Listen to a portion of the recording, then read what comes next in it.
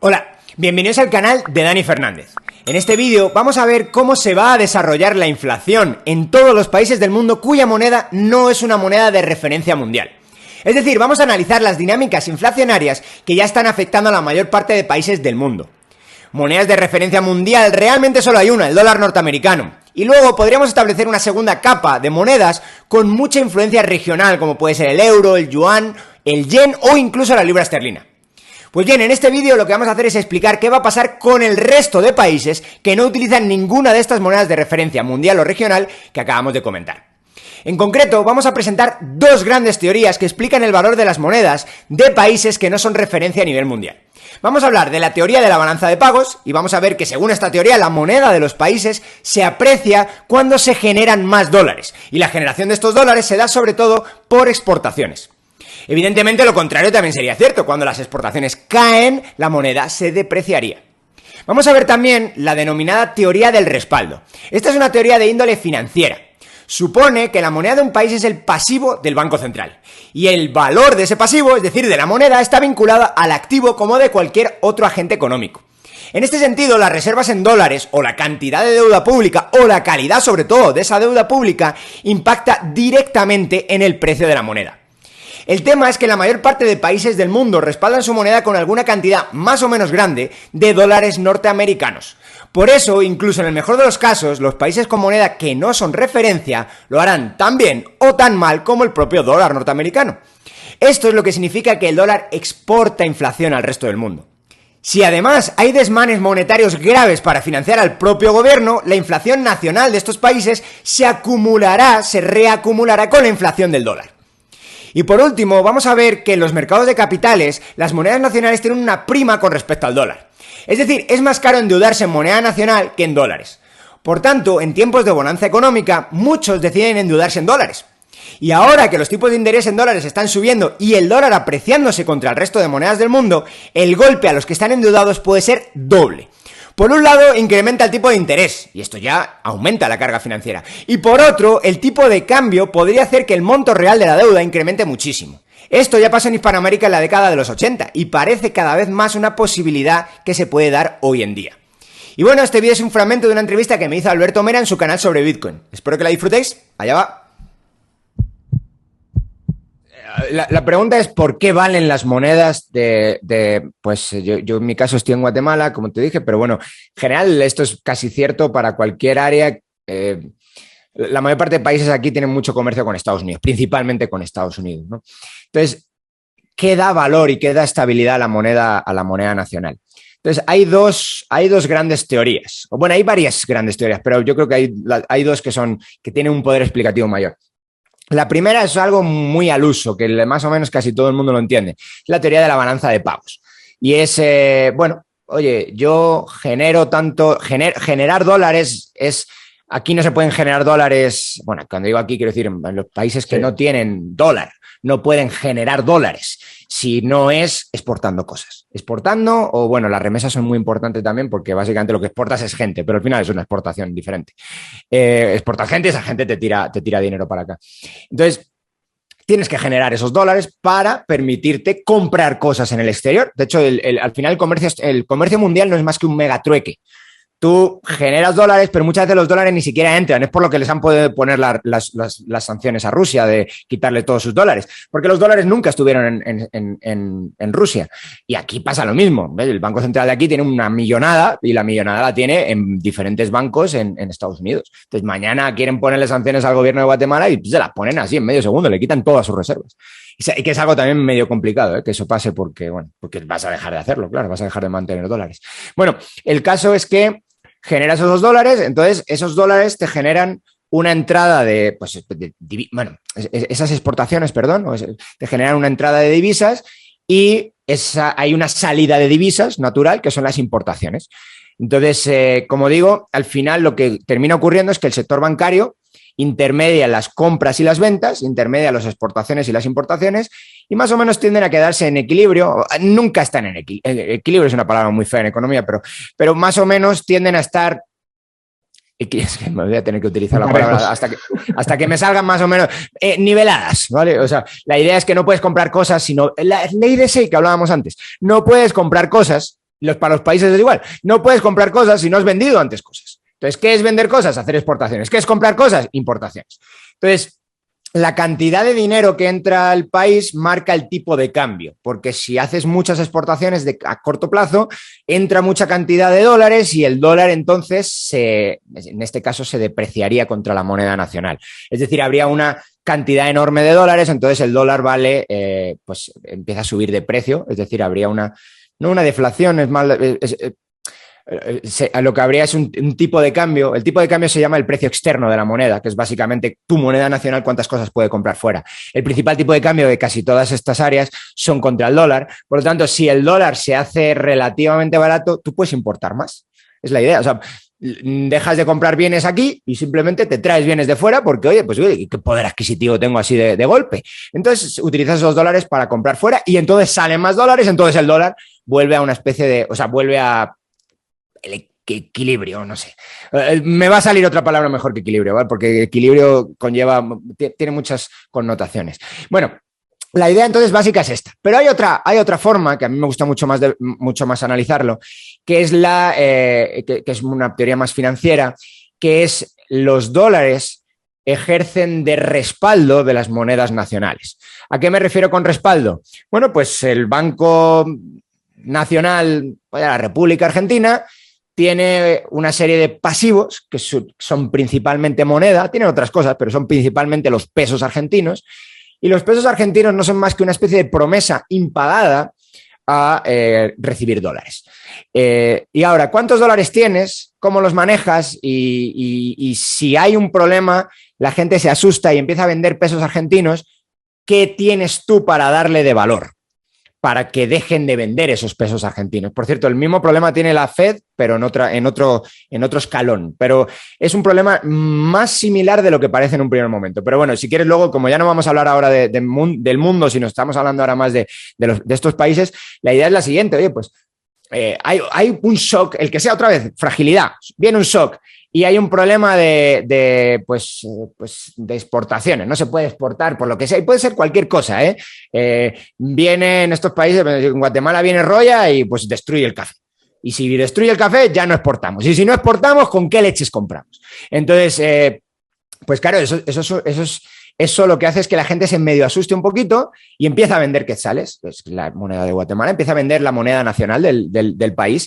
Y cuando empiezas a vender la moneda nacional del país, se empieza a generar un tipo de cambio creciente, es decir, la moneda vale cada vez menos, un tipo de cambio creciente contra el dólar, es decir, tu moneda, piensa en la inversa del tipo de cambio, tu moneda vale cada vez menos, eso es lo que significa. ¿Cómo para el Banco Central esto? Pues el Banco Central para esto dándole algo de valor, algo que tenga realmente valor a la gente. ¿Qué es lo que tiene en su activo? Dólares. Entonces la gente se asusta y dice, bueno, pues tengo una moneda mucho más estable, que ciertamente es mucho más estable. Entonces, si me asusto y vendo la moneda nacional, el Banco Central me puede dar, tiene muchos dólares para darme la cantidad que sea de dólares. Podría ser dólares o podría ser cualquier otra cosa de valor, que es lo que está intentando hacer ahora el Banco Central de Rusia, acumulando oro. Entonces, bueno, pues ¿cómo doy estabilidad al rublo? Bueno, pues la gente vende como un bestia rublo, pues yo te doy oro y yo tengo algo de mucho valor y te vas a dar cuenta, si lo hago en suficiente cantidad y tengo suficiente músculo, te vas a dar cuenta de que podrías quedarte con el rublo porque no se va a mover mucho de precio, porque si se mueve de precio ya estoy yo, que se supone que es, yo quiero decir el Banco Central, ya está el Banco Central que se supone que es el que tiene que velar por la estabilidad monetaria. Entonces, tengo activos de mucha calidad para darle estabilidad monetaria. Claro, ¿cuál es el problema de muchos países? Pues que a lo mejor el Banco Central se ha portado mal. ¿Qué significa que se porte mal? Pues que hace lo mismo que hace, pues lo que estábamos hablando antes, ¿no? Que hay un problema de déficit y el problema de déficit resulta que es un problema del Estado de siempre, ¿no? Entonces, ¿cómo lo financia? Pues lo que hablábamos antes, deuda, y llega un momento que el mercado de deuda te dice, ya está. ¿Qué es portarte mal? Otra vez, meter en la misma sala, en la misma habitación, al director del Banco Central, al director del Tesoro y decirle, cambiaros papelitos. Ese es básicamente, por cierto, eso está prohibido. Usualmente se hace en mercado secundario, pero bueno, hay muchos países, aquí está también prohibido, pero en muchos países de Latinoamérica no está prohibido. Entonces, te sientas en la misma sala y dice, eso es la misión primaria, se dice. Ve y le compras todo lo que te diga este tío. Este te va a decir que necesita tantos millones. Vas y se los compras. Claro, ¿Qué pasa cuando hay un problema de estos? Te haces frágil una vez más. Lo siento que utilice tanto la terminología tal, pero es que es un genio, me encanta. Entonces, Sí, aunque yo sé que a los bitcoiners... Como no es bitcoiner... Ya, yo sé que a los bitcoiners nos gusta, pero porque aparte es que el tío es muy... O sea, el tío que va nos con... gustan sus libros. Él es muy bueno, pero le gusta tocar las narices a todo el mundo. Entonces, hay que entenderlo así. Entonces, pero sí tiene cosas que son muy aplicables al mundo, a todo el mundo cripto. O sea, yo creo que es alguien que hay que leer sus libros, como tú dices, pero no hay que leer su Twitter. Bueno, en cualquier caso, te hiciste frágil y ahora tienes un montón de bonos del gobierno en tu activo. Y la gente que está huyendo de los pesos argentinos, ¿tú qué les dices? Toma, un montón de deuda de del gobierno de la República Argentina. Te van a decir, pues yo eso no lo quiero para nada. O sea, está atrapado el Banco Central, que es el problema que tienen los bancos centrales del mundo ahora. Están atrapados, no tienen nada que vender de valor. Entonces, si se te va la moneda al suelo, ¿qué les das a la gente? ¿Le vas a dar deuda de España? Si no, pues si la deuda de España solo vale porque la compra el Banco Central Europeo, como la venda, esto va a quebrar España y no te va a pagar nunca. Entonces, al final, bueno, España, digo España porque es nuestro país, pero vamos, que puede ser, puede ser casi cualquier país de la Unión Europea. Por lo tanto, ¿por qué valen estas monedas? ¿Por qué valen las monedas de los países iba a decir en desarrollo, pero bueno, de Latinoamérica y en general de los países que no tienen una moneda principal en el mundo? Pues valen por la cantidad de activos y el valor de los activos que tienen detrás. Y usualmente la mayor cantidad de esos activos son o activos que se presuponen muy seguros en dólares, que son pues treasuries, que es deuda de corto plazo del gobierno de Estados Unidos, o deuda de largo plazo del gobierno de Estados Unidos, o directamente dólares, contantes y sonantes, o títulos de muy corto, certificados de depósito y cosas así, títulos de muy corto plazo privados también en Estados Unidos. Entonces, claro, tienen eso, pero además también tienen un montón de deuda pública del país en concreto. Entonces, si el país es medio que paga, que no paga, que tiene capacidad para hacerlo, pero no, o se deteriora, la moneda se deteriora detrás. Pero claro, aquí, y este es un problemón para todos estos países, están asumiendo que el dólar es estable. Porque lo ha sido más o menos de lo que estábamos hablando antes, hasta hace 2 días, pero ahora no.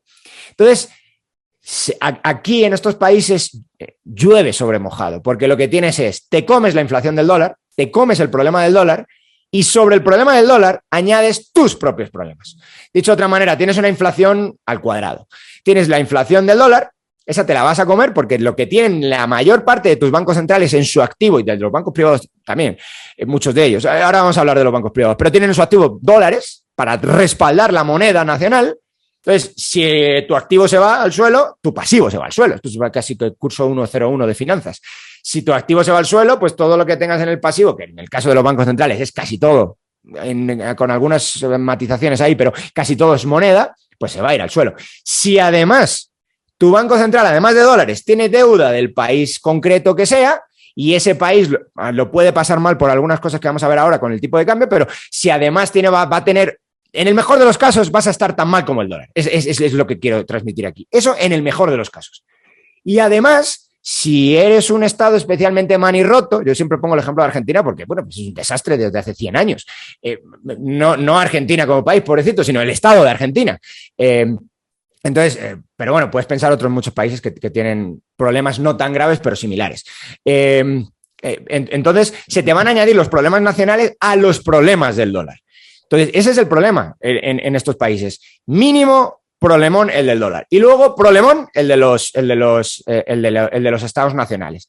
Y luego, todo esto se añade, una cosa que tú estabas contando, que oye, pues es que casi siempre en estos países como se entiende que hay un riesgo extra de la moneda nacional, por esto que te estoy contando, la moneda nacional siempre tiene una prima para el mercado de capitales. Es decir, si yo me endeudo en dólares, me sale mucho más barato que endeudarme en la moneda nacional. Mucho más barato, pues va a depender de cuánto. Imagínate, en Argentina el tipo de interés en pesos argentinos debe ser del 50%. Claro, el de dólares no es 50%, incluso con el riesgo país de Argentina. Entonces, mucha gente empieza a decir, oye, es que yo cómo voy a pagar tipo de interés del 50%, lo que voy a hacer es endeudarme en dólares. Y muchos países pasan su sector productivo, incluso sus propios bancos también lo hacen, se endeudan en dólares porque el tipo de interés es más bajo. Claro, Si tú te endeudas en dólares, por cierto, esto pasó en España también con las hipotecas aquellas famosas que se llaman multidivisas. La gente se endeudaba, ahora ya se había olvidado de eso, pero la gente se endeudaba en yenes.